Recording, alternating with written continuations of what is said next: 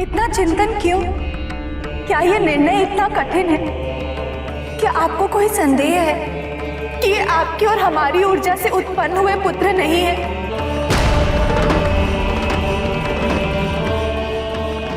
हे महादेव, आप तो जगत पिता हैं। आपका निर्णय तो सदैव पूर्वाग्रह से मुक्त है। हम पालने वाली माताओं को भी यही अपेक्षा है। आप जो भी निर्णय लेंगे हमें मान्य होगा। हाँ स्वामी। संतान प्राप्त होना अत्यंत सुखद क्षण होता है और इतने अथक प्रयास के पश्चात हमें यह सौभाग्य प्राप्त हुआ है और हमारी संतान को हमसे ही पृथक किया जा रहा है। आप मौन क्यों हैं स्वामी? कृपया अपना निर्णय सुनाइए।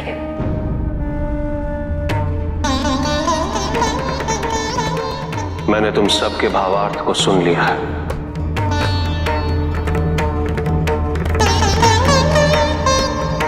मेरे स्वयं की विवेचना का आधार मेरे जगत पिता के होने पर है और मेरा निर्णय भी इसी पर आधारित होगा, ना कि इस तथ्य पर कि ये मेरे पुत्र हैं। पालने वाली मां का योगदान और उसकी भूमिका जन्म देने वाली मां से पूर्णतः पृथक होती है।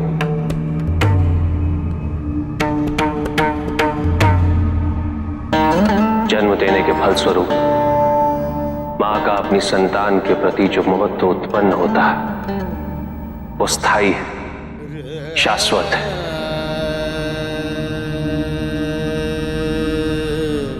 अटूट है ये रक्त बंधन। जन्म देने वाली मां द्वारा अपनी संतान का पालन पोषण और उसके प्रति निस्वार्थ भाव एक नैसर्गिक क्रिया है, किंतु पालने वाली मां का हृदय और उसकी संवेदनशीलता अधिक उल्लेखनीय होती है,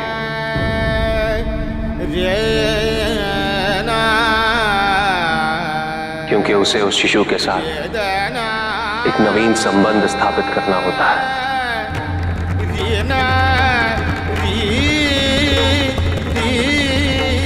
अपनी भावनाओं को प्रखर कर एक सच्चे ममत्व को प्रत्यक्ष करना पड़ता है।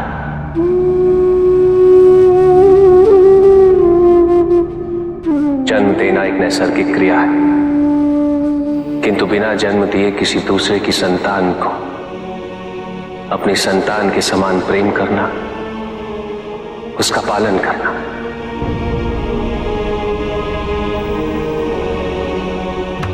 अपने प्राणों की चिंता ना करते हुए भी उनका संरक्षण करना एक निस्वार्थ सेवा भाव और बलिदान की पराकाष्ठा है।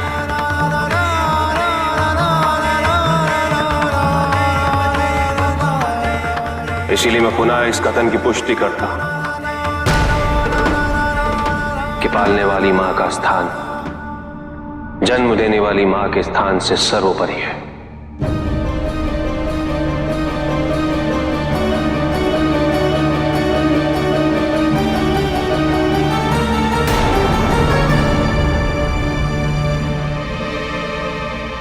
इसीलिए इन सभी शिशुओं पर प्रथम अधिकार पालन करने वाली माताओं का ही है।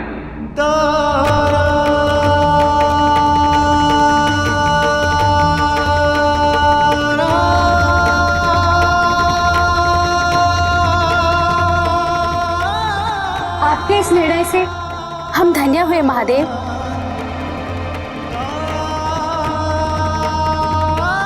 हम सभी आपके इस निर्णय का स्वागत करते हैं।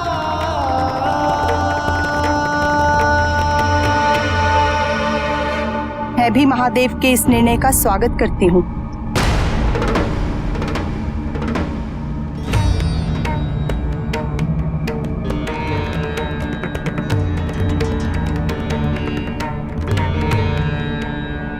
सत्य कहा महादेव ने।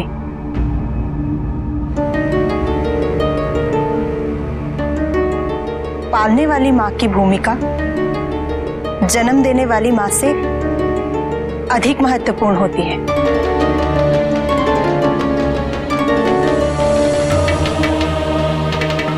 इसीलिए मैं यहां उपस्थित हूं।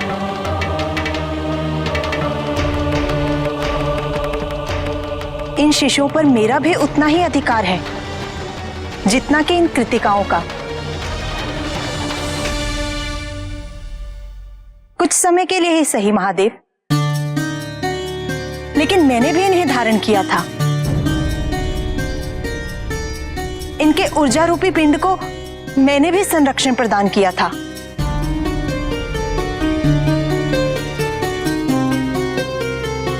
और मैंने ही तो इन्हें सुरक्षित पृथ्वी की गोद में सौंपा था। इन पर मेरा भी उतना ही अधिकार है।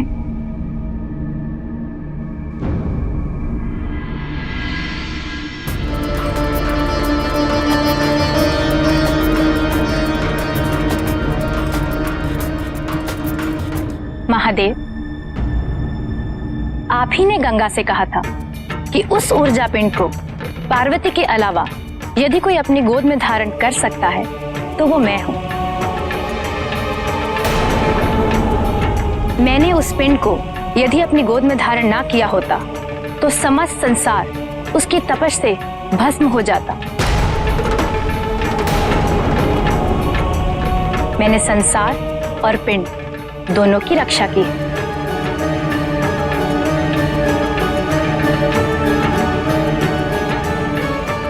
मैं पृथ्वी से सहमत हूं महादेव। अब आप ही न्याय कीजिए। शिशु 6 और उन पर अधिकार प्रतिपादित करने वाली माताएं 9। ऐसे में क्या उचित होगा?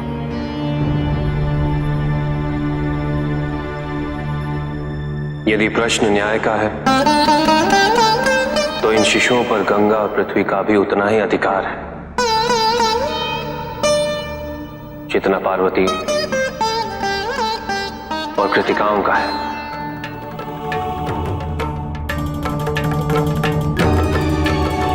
ऐसे में मेरे पास केवल एक ही विकल्प है। इन 6 शिशुओं को 9 शिशुओं में विभाजित कर दिया जाए।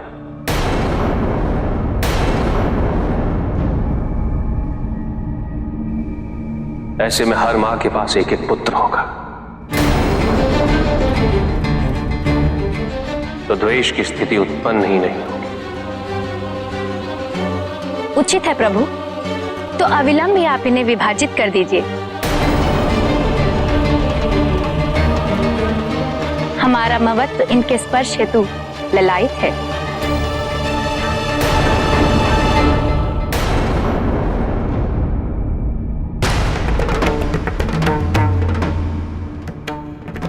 अवश्य।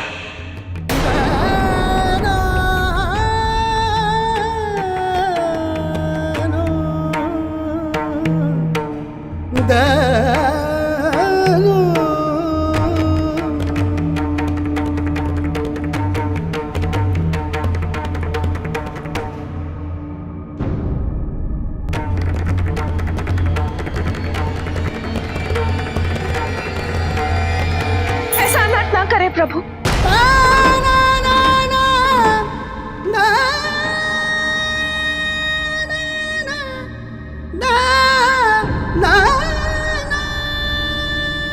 हम अपने पुत्रों का विभाजन सहन नहीं कर पाएंगे महादेव।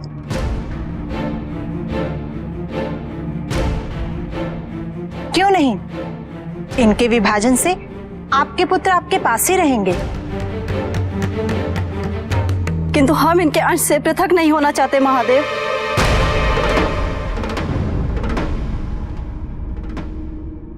तुम सबने तो केवल इन्हें पाला है, तब भी इनके किसी भी अंश से पृथक होने का तुम्हें इतना दुख हो रहा है।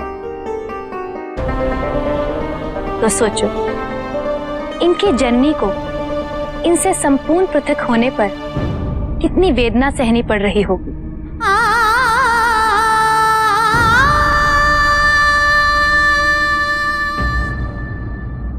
तुम्हें यही आभास दिलाने हेतु ही मैं और पृथ्वी यहाँ पधारे हैं। हाँ, पालने वाली का भी अधिकार होता है, किंतु इसका अर्थ ये नहीं कि जन्म देने वाली माँ को उसके अधिकारों से वंचित कर दिया जाए।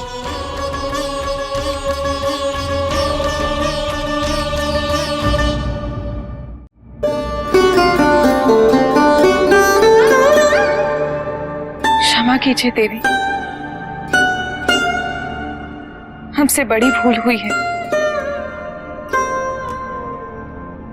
अपनी मातृत्व की प्रसन्नता में हमें आपके दुख की अनुभूति ही नहीं हुई। आपके पुत्र पर सर्वप्रथम अधिकार आप ही का रहेगा।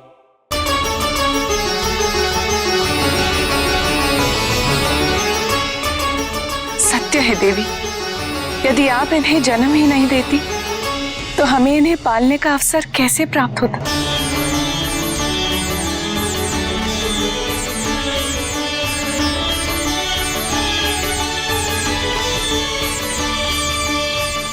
तुम्हारा ये तपस्वियों वाला भेष, तुम्हारे द्वारा अर्जित की गई सारी शक्तियां, पूजा पाठ यज्ञ सब व्यर्थ है। किसी कार्य के योग्य नहीं हो तुम लोग। इतने प्रयास के पश्चात भी हमारा संहार करने वाला इस संसार में अवतरित हो ही गया। यदि तुम लोगों ने अपने पिता द्वारा निर्धारित योजना अनुसार कार्य किया होता तो आज वो 6 के 6 शिशु जीवित नहीं होते।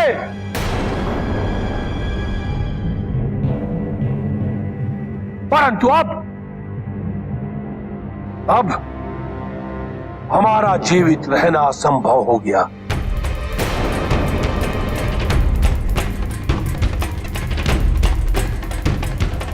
मैं शिव के उन 6 के 6 पुत्रों का अंत नहीं कर सकता, परंतु अपने तीनों पुत्रों का अंत तो कर ही सकता हूं।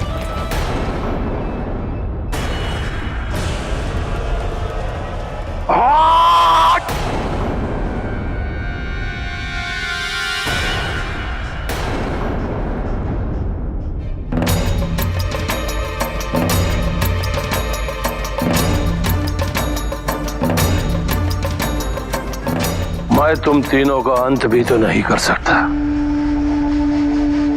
तुम तीनों महादेव के भक्त हो।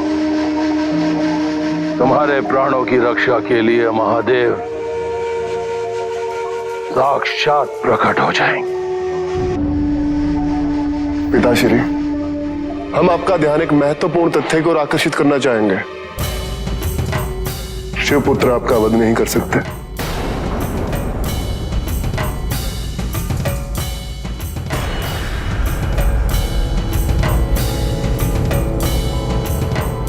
ये परिहास करने का समय नहीं है। अपने निष्कर्ष अपने तक ही सीमित रखो। यही सत्य है पिताश्री। आपको शिव के एक पुत्र से संकट था, 6 से नहीं। महादेव की ऊर्जा 6 भागों में विभाजित होकर क्षीण हो गई है। कुल 6 पुत्रों का जन्म हुआ पिताश्री।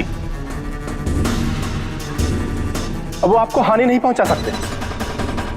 और यदि उन्होंने आपको क्षति पहुंचाने का प्रयत्न किया भी तो ऐसा नहीं कर पाएगा, क्योंकि उसमें इतनी शक्ति नहीं होगी। और हां, यदि 6 के 6 में कोई भी आपका वध करना चाहेगा तो वो महादेव के वरदान के विरुद्ध होगा, और ऐसा महादेव कभी नहीं होने देंगे।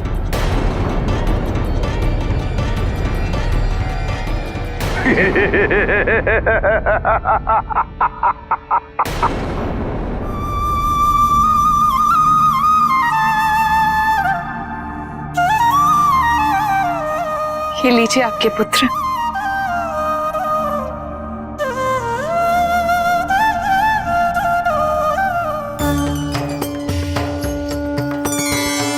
बहन, शिशुओं की मां बनकर धन्य हो गई, किंतु मेरी प्रसन्नता तुमसे दुगनी है, क्योंकि मैंने भी इनके जन्म में एक महत्वपूर्ण भूमिका निभाई है, जिससे मुझे भी मां बनने का सौभाग्य प्राप्त हुआ और साथ ही मौसी बनने का भी। पार्वती, तुम्हें तो इन शिशुओं के नामकरण पर भी विचार करना चाहिए। तुम्हें तो 6 पुत्रों के नामकरण करने हैं। इसकी आवश्यकता नहीं है देवी गंगा।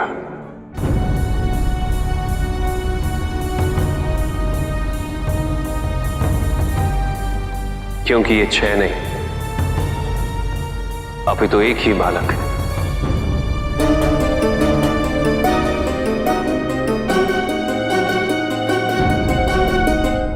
ये कैसे संभव है महादेव? ये तो प्रत्यक्ष है कि ये 6 पुत्र हैं।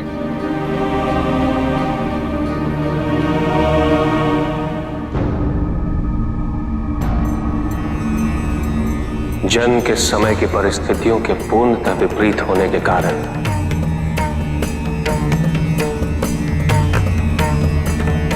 हमारे पुत्र ने अपनी शक्तियों को विभाजित करके इस संसार में 6 रूपों में शरीर धारण किया। वास्तव में ये एक ही तत्व के 6 रूप हैं और अब समय आ गया है कि इन्हें एक ही शरीर में सम्मिश्रित किया जाए।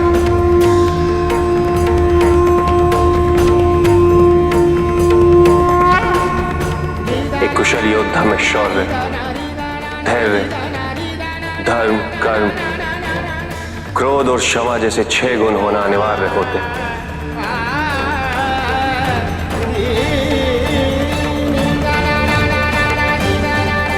यदि ये बालक इसी विभाजित रूप में रहे तो ये देवताओं का नेतृत्व तो कदापि नहीं कर पाएंगे।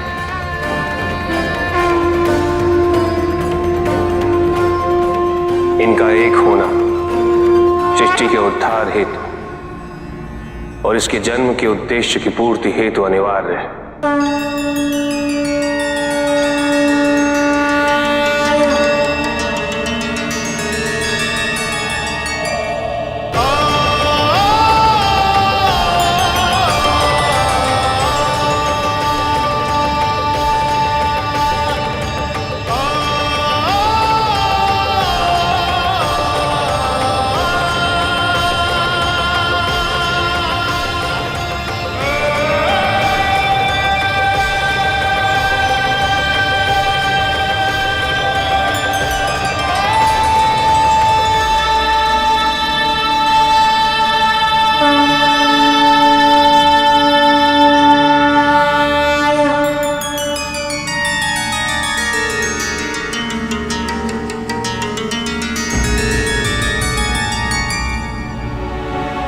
प्रभु,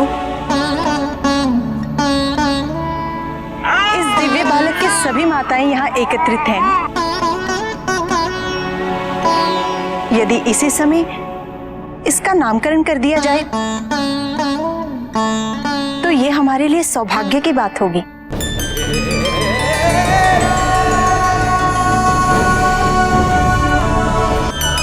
इस बालक में मेरे सारे तत्व समाये हैं। इसीलिए इसे गुहू के नाम से जाना जाएगा।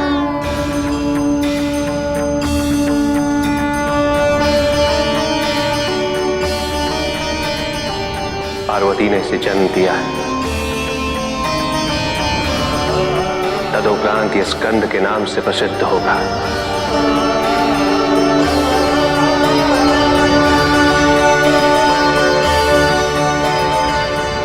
गंगा ने इसे धारण किया है, अतः इसे कुमार की संज्ञा मिलेगी।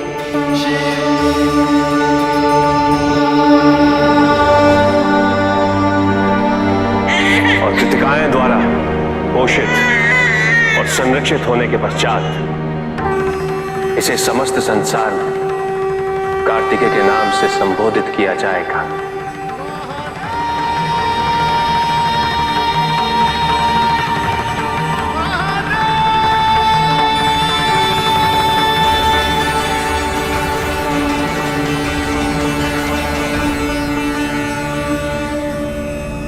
दोनों से आग्रह है प्रभु,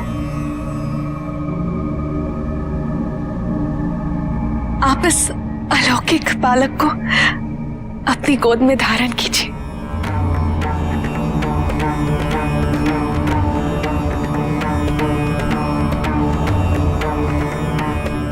ये लीजिए आपके पुत्र।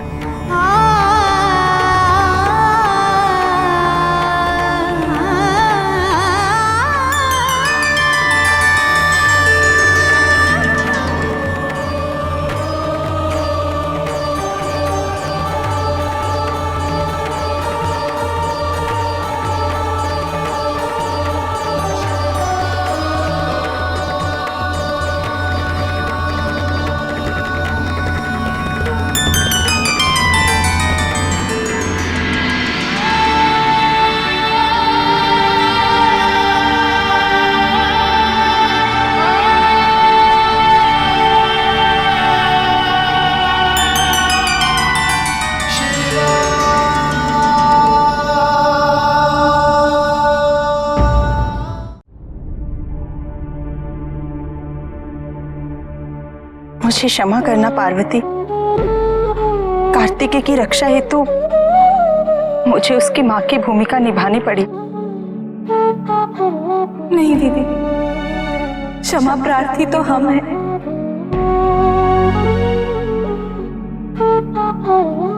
हमने आवेश में आके आपको श्रापित कर दिया,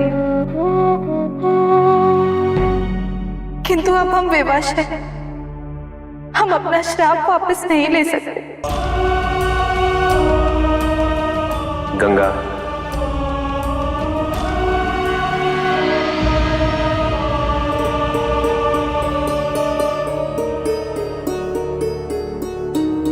मैं तुम्हें श्राप से मुक्त तो नहीं कर सकता, किंतु श्राप से मुक्ति का मार्ग निर्धारित कर रहा हूं। भविष्य में मेरा एक अंश नदी के रूप में अवतरित होगा। उसका उद्गम विंध्य और सतपुरा पर्वत की श्रृंखलाओं से होगा और इस संसार में उसे नर्मदा के नाम से जाना जाएगा। उसका जल अत्यंत चमत्कारिक और शुद्ध होगा। यदि तुम प्रत्येक वर्ष एक काली गौ के रूप में उस जल का स्नान करोगे तो तुम्हारी सारी अशुद्धियां धुल जाएंगी और तुम सदा सदा के लिए निर्मल, पावन और मोक्षदायिनी हो जाओगे।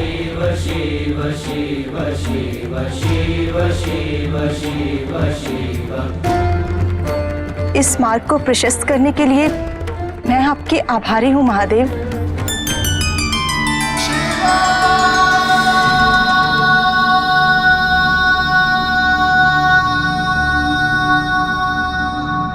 देवी पृथ्वी, हमारे पुत्र के अवतरण में आपने एक महत्वपूर्ण योगदान दिया है। मैं आपको एक वरदान देता हूं कि भविष्य में आपके जीवन में जितने भी भूपति आएंगे वो सदैव आपकी रक्षा करेंगे।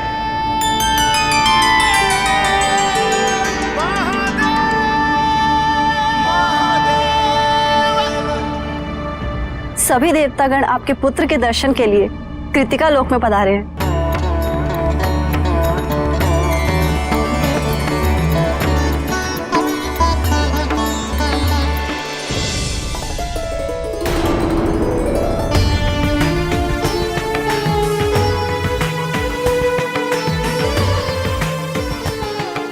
आज कई वर्षों पश्चात हमें सुरक्षित होने का आभास हो रहा है। अन्यथा शिव पुत्र के विचार मात्र से हम विचलित और भयभीत हो जाते थे। अब अमृतत्व के मार्ग पर सारी परिस्थितियां हमारे साथ हैं, हमारे अनुकूल है, तभी तो शिव की ऊर्जा खंडित होकर 6 पुत्रों में अवतरित हो गई।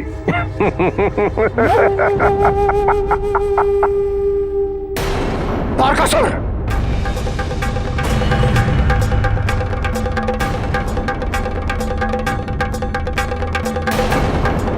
ये रासलीला में लिप्त होने का समय नहीं है। तुम यहां मूर्खों की तरह रासलीला में लिप्त हो और वहां कृतिका लोक में तुम्हारी विनाश लीला प्रारंभ हो चुकी है। जानते हो, महादेव ने अपनी शक्तियों को और मारक रूप देने के लिए 6 तत्वों को 6 शरीर में अवतरित करवाया। वो सभी के सभी एक ही शरीर के 6 तत्व हैं। और अभी महादेव ने उन सभी तत्वों को एक रूप, एक आकार दे दिया है जो तुम्हारा नाश करेगा।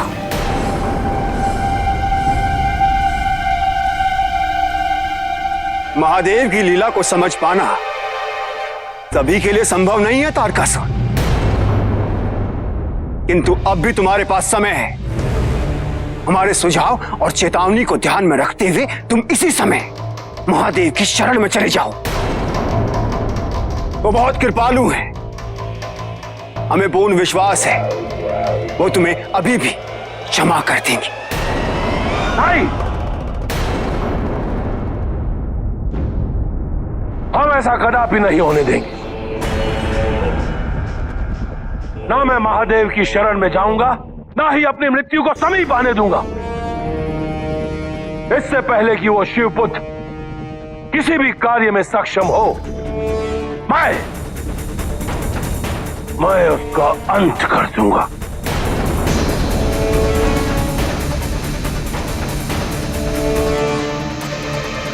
तारकासुर, तुम अपने अविवेक और मूर्खता के कारण अपना विनाश सुनिश्चित कर रहे हो।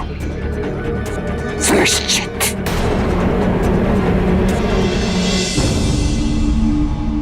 ये हैं हमारे उद्धारक, हमारे संरक्षक। इनके दर्शन करके हम सभी धन्य हो गए।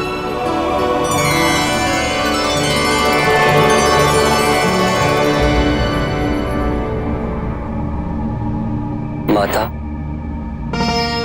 मुझे अपने किए पर बहुत गिलानी है।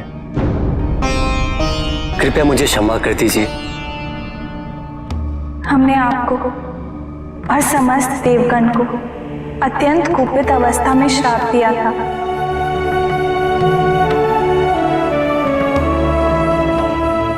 किंतु वो अपने पुत्र का मुख देखकर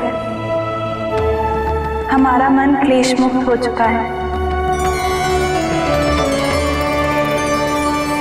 अब क्रोध का स्थान प्रसन्नता ने ले लिया है। नारायण नारायण।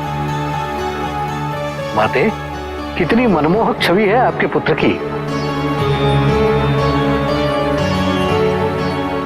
दर्शन पाकर प्रतीत होता है कि युगों युगों की मेरी साधना फलित हो गई।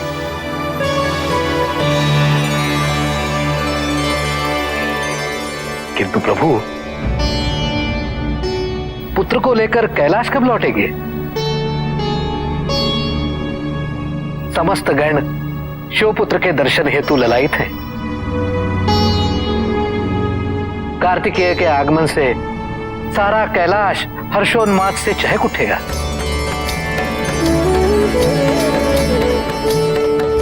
देवर्षि नारद ठीक कह रहे हैं स्वामी। अब हमें अपने पुत्र को लेकर कैलाश के लिए प्रस्थान करना चाहिए। नहीं पार्वती,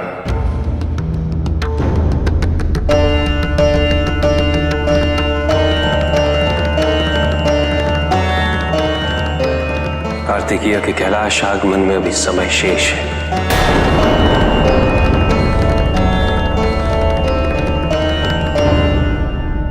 ये आप क्या कह रहे हैं स्वामी? नहीं, हम अपने कार्तिकेय से दूर नहीं रह सकते।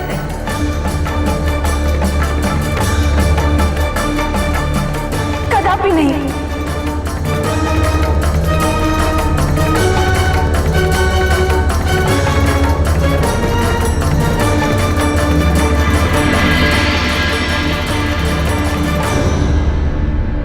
अपने कार्तिकेय को लेकर कैलाश जा रहे हैं।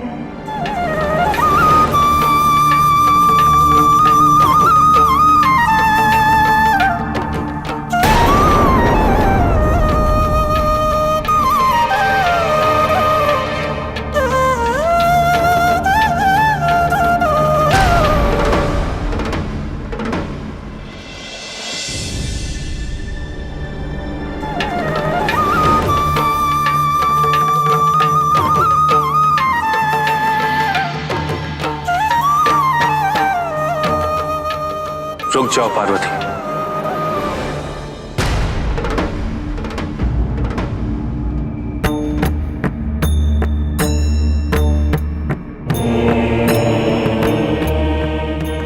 स्वामी, क्या आप भी हमारी भावनाओं को नहीं समझते? नहीं पार्वती, ऐसा कदापि नहीं है।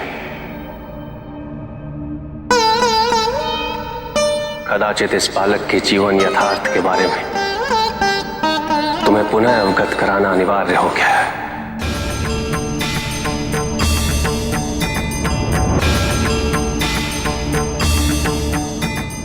मत भूलो पार्वती,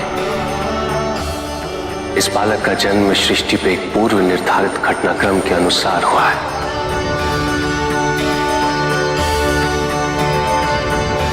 ये बालक अपने एक विशिष्ट उद्देश्य की पूर्ति हेतु इस संसार में अवतरित हुआ है। तो क्या हमारी मातृत्व की पूर्ति का कोई स्थान, कोई महत्व नहीं है?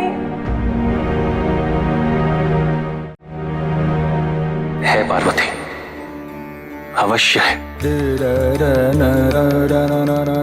किंतु उससे सर्वोच्च उद्देश्य है जन कल्याण और संसार की रक्षा, जिसके लिए समस्त सृष्टि न जाने कितने कल्पों से प्रतीक्षा कर रही है। आप क्या सोचते हैं स्वामी? इसे एक बार अपने हृदय से लगा के, इसके बिना एक क्षण हमारे लिए कल्प से कम होगा। पार्वती, सब कुछ नियति के अनुरूप ही हो रहा है और ये सब कुछ हमारे पुत्र के ही हित में है। इसके प्रत्येक प्रवास ने इसके तत्वों को और भी सुदृढ़ कर दिया है, जो इसमें तुम्हारे और मेरी ऊर्जा से गर्भदान था।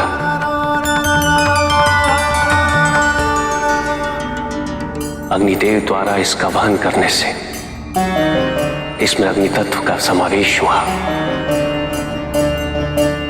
गंगा ने इसे अपनी निर्मलता, शीतलता और गति से अलंकृत किया। धरती के संपर्क में आने के पश्चात ये दृढ़ता और स्थिरता जैसे गुणों से सामर्थ्यवान हो। कृतिकायों द्वारा पोषित और रक्षित होना इसके प्रारब्ध में ही निहित था। इनके सानिध्य से ही प्रेम और ज्ञान की सूक्ष्मता से परिपूर्ण हुआ, क्योंकि ये कृतिकाएं स्वयं वात्सल्य, प्रेम और गुणों का प्रतिरूप है। मेरा तुमसे आग्रह है पार्वती, यदि तुम अपने पुत्र को उपयुक्त गुणों से और भी सुदृढ़ होता देखना चाहती हो, तो इसे कुछ समय के लिए यहीं कृतिका लोक में छोड़ना अनिवार्य है। भविष्य में इसे जिस विशिष्ट उद्देश्य की पूर्ति करनी है, ये सभी गुण उसमें इसके सहायक होंगे।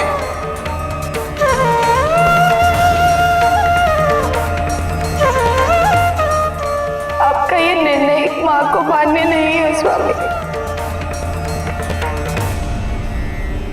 किंतु हम अपनी पत्नी धर्म की भी अवहेलना नहीं कर सकते।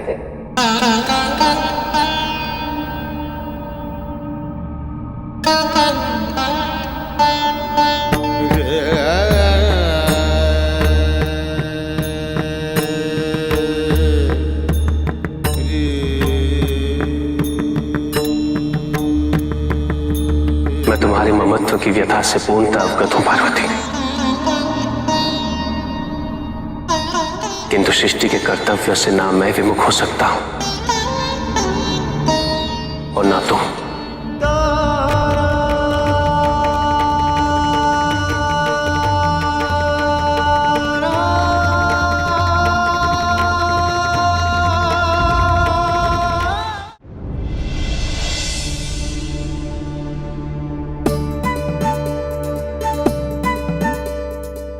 अरे रे रे, ये सब क्या कर रहे हो?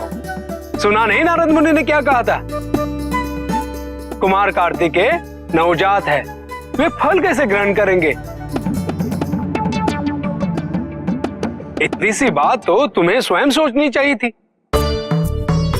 क्या ये सब भी मुझे ही बताना होगा? आओ जाओ, दुग्ध का प्रबंध करो और हाँ, सुनिश्चित करो कि कुमार कार्तिकेय के स्वागत सत्कार में कोई भी कार्य अधूरा नहीं रहना चाहिए। आप निश्चिंत रहे नंदी महाराज।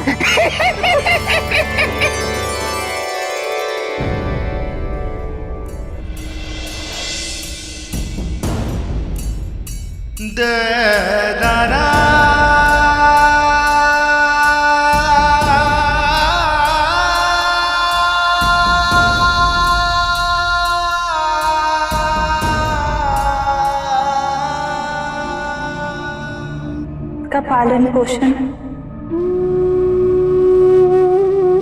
अपनी संतान के समान करना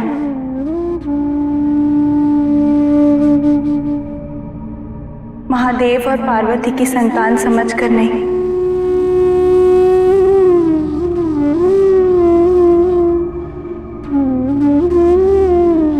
वर्षों की साधना और तपस्या के फल स्वरूप हमें ये सुख प्राप्त हुआ है। अब इसका दायित्व हम तुम्हें सौंपते हैं।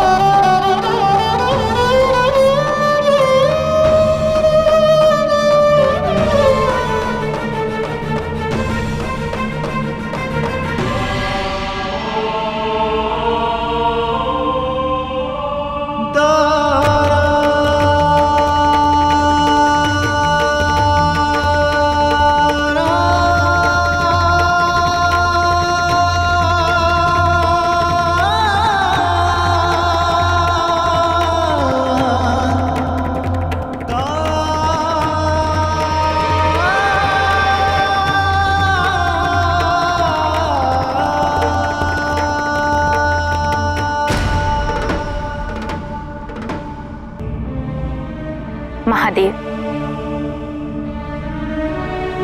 समस्त पृथ्वी पर जन्मे सभी प्राणी तथा वनस्पति सब मेरी ही संतान है। ये सब मेरी ही गोद में पोषित होते हैं। इतनी संतानों में से यदि एक छोटा सा पौधा भी उखड़ जाए तो मैं शोकाकुल हो जाती हूँ। फिर देवी पार्वती का तो ये एक ही पुत्र है, इसलिए पुत्र वियोग के कारण उनकी मनोदशा मैं भली भांति समझ सकती हूँ।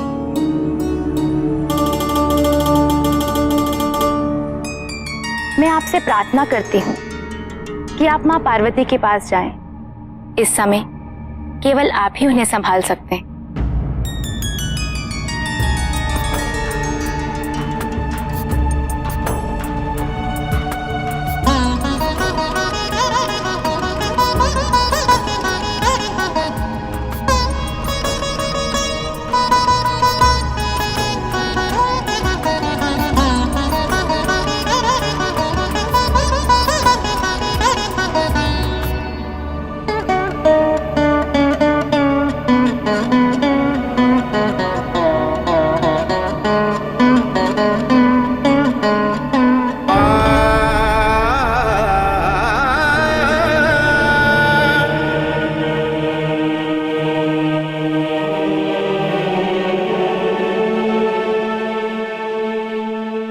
पार्वती ने तुम्हारी गोद में केवल इस पुत्र का दायित्व ही नहीं, अभी तो समस्त संसार के भविष्य का दायित्व भी सौंपा है।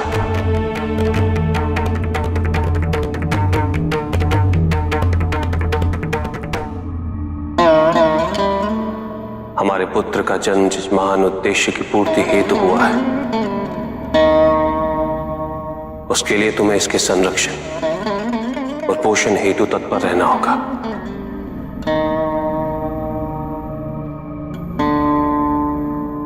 किंतु स्मरण रहे, पार्वती जिस व्यथा और पीड़ा को सहन कर रही है, अवधि समाप्त होने के पश्चात वही व्यथा और पीड़ा तुम्हें भी सहन करनी पड़ेगी।